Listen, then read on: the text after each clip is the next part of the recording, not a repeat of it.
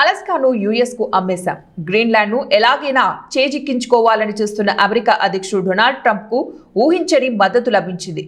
ఇప్పటి వరకు America Greenland అంశంపై రష్యా వ్యతిరేకంగా మాట్లాడే అవకాశం ఉందని అంతా భావించిన ఆ దేశ అధ్యక్షుడు పుతిన్ మాత్రం జాతీయ భద్రతా మండలితో పుతిన్ మాట్లాడుతూ గ్రీన్లాండ్ అంశం మాకు సంబంధం లేదు, అది యుఎస్ నాటోలు చూసుకుంటాయి. గ్రీన్లాండ్ మా జోక్యం ఉండదు, అది అసలు రష్యాకు సంబంధం లేని అంశం.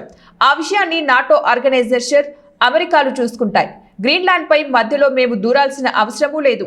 గ్రీన్లాండ్ ను డెన్మార్క్ ఎప్పుడూ కాలనీగా చూస్తుంది. గ్రీన్లాండ్ పై క్రూరత్వం ప్రదర్శించకపోయినా దానిపై డెన్మార్క్ కఠినంగా వ్యవహరిస్తూ ఉంటుంది. ఏది ఏమైనా ఏం జరిగినా గ్రీన్లాండ్ ఎపిసోడ్ అనేది మాకు అనవసరం. వాళ్ళు చూసుకుంటారు, మాకైతే సంబంధమే లేదు.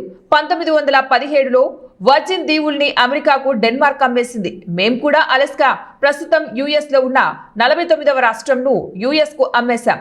1867లో సుమారు $7.2 మిలియన్ అలస్కాను అమ్మేశామని పుతిన్ గతాన్ని గుర్తు చేసుకున్నారు.